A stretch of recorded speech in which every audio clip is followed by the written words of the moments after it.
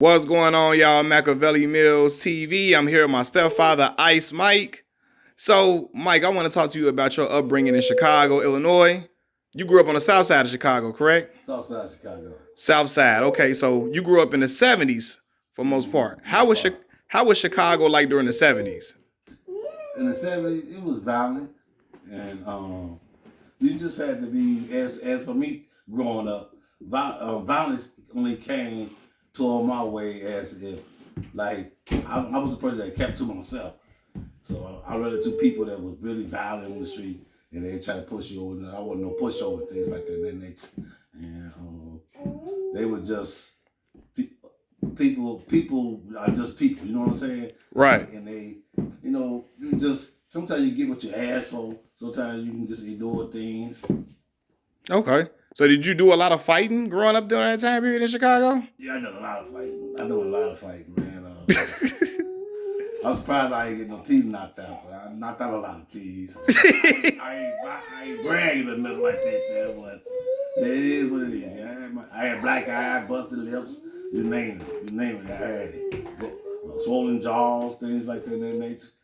But back then, once you had your fights, people didn't mess with you no more. You become friends. You became friends at that fight. So there was no fear of retaliation of shooting after you beat somebody up in a fight. It was just like it was done after the fighting was over with. Okay. Exactly. So when you say, you was fighting, did trouble find you? Or was you... Yeah, because sometimes you could be dressed, I could be dressed up and people be jealous. You got people that's jealous of you and things like that nature. Yeah, it come, the devil finds all type of ways to pick them, to find a way to make a way for the devil only. That's true. So when we talk about trouble and fighting in the streets, was the gang presence strong in Chicago during that time? Very strong. But I never was a person who went to a point that could say that a person tried to, like the gang tried to jump me in or whatever. I never went through nothing like that. Okay, cool. So I really couldn't, so I couldn't really respond.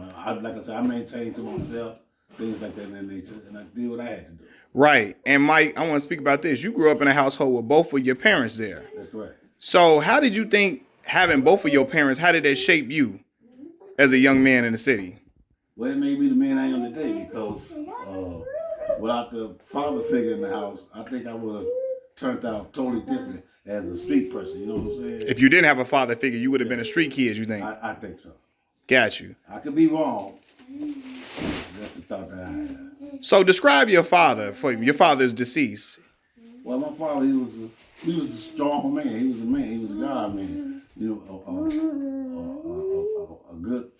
A good father. He was a person that he was very protected. He was a very protective father. He didn't believe in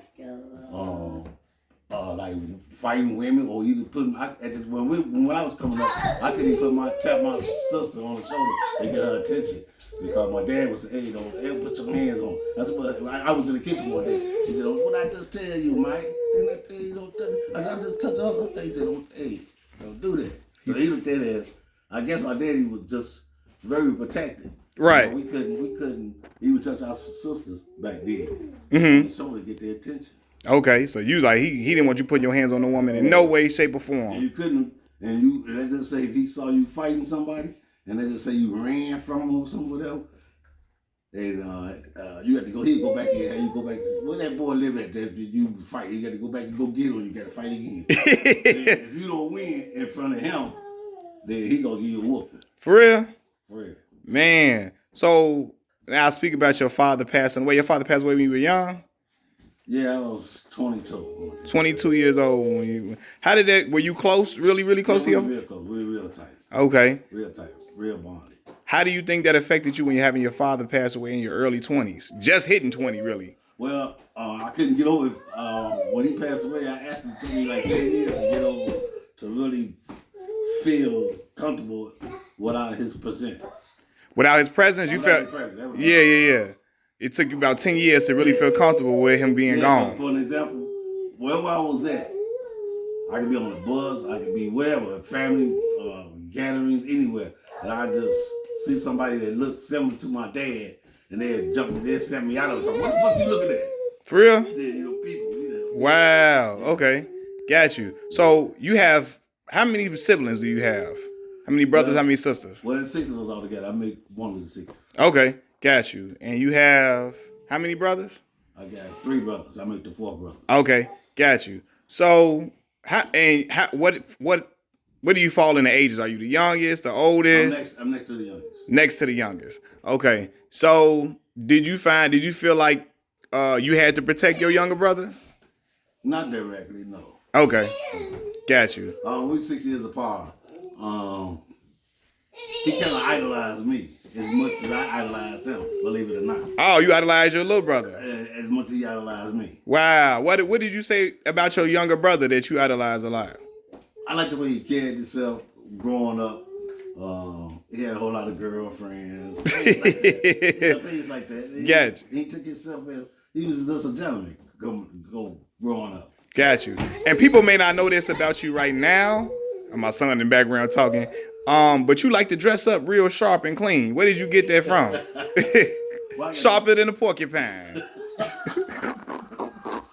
Thank you for the comment. Yeah.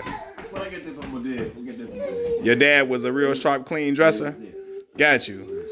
Now, from me knowing you, you speak about going to the military at some point in your life, right? Yeah. What branch of military did you go to? Army.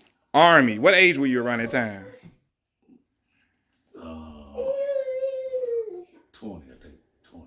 Oh, your father was living when you first went to the Army. What made you want to go into to the military? Well, the streets, I would say with cocaine, crack cocaine, whatever they want to call it, the drugs hit the spot, and I lost a lot of friends. And I just wanted to change the atmosphere. And at the time, I couldn't really support myself with the point like go somewhere and get away. So my best idea to me was to join the Army. Going to the military was a way to get away from Chicago. To get away from Chicago. Got you. Okay. How long did you serve in the military for? 2 years. 2 years. Okay. Got you. You ain't staying that long. I stayed long. How was your experience there in the military? I grew to like it. I really did. I grew to like it. It was fascinating. You know, I just wasn't no real army guy. Right. And I just kept it real. And they asked me, did I want to go home? So I said, yeah, I want to be the one to go home. I don't, this ain't me. Got you. I don't want to fight nobody's war war, but to the point that people ain't never done nothing to me. Correct. I feel that. So then you went overseas, correct? You were stationed. Where were you at? Oklahoma. Oklahoma. Right. Did you go did you leave the country? Like go somewhere like outside the country? Yeah, I went to what was that? I can't think of it. Was it Japan?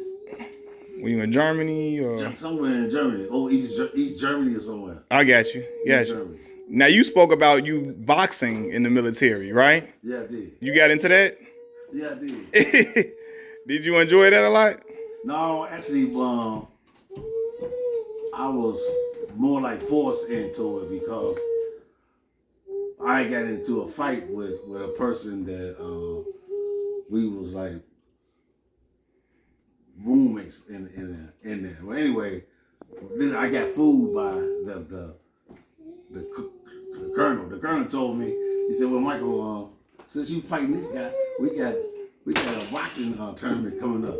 Would you like to join?" And I'm like, well, let me think about it. So he gave me a chance to think about it. And I said, yeah, I'll do it. Mm-hmm. So I only had 6 fights. Mm-hmm. I won 4 out of 6. Okay. Oh, so you nice with them hands then. All right. Yeah, you really was scrapping out here in Chicago then. And then I thought I was going to get the big trophy. So they gave me that little bitty trophy. And I tore it up. Yeah, because you want a big trophy. Yeah, I wanted that big. I thought I deserved that 4 out of the 6. Got you. Okay, so then you come back home to Chicago after that. And then you speak about your father didn't die while you were in the military, did he?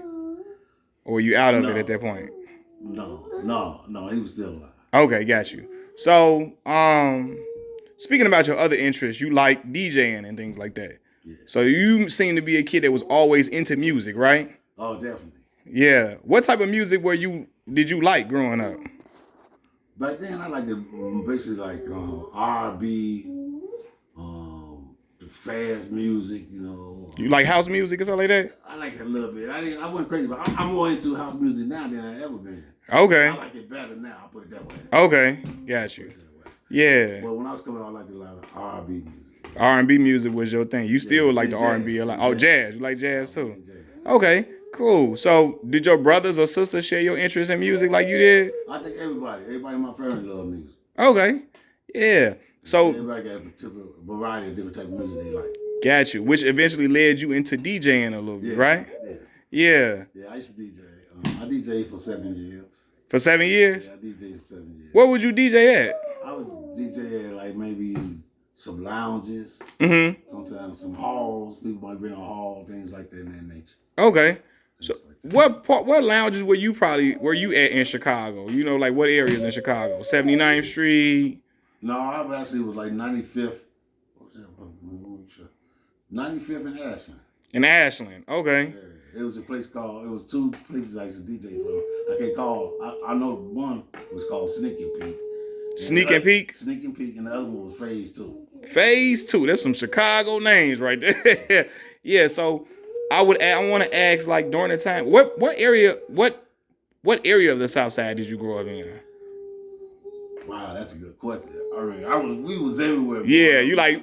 We was always moving, man. So. That's how me and moms were. We moved so much. Yeah, so you moved to live in different areas. And more, each time we moved farther south. I got you. What high school did you go to?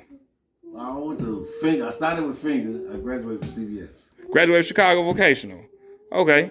Yeah. So yes, south over east in that area. Were you living over there at that point in that area or no?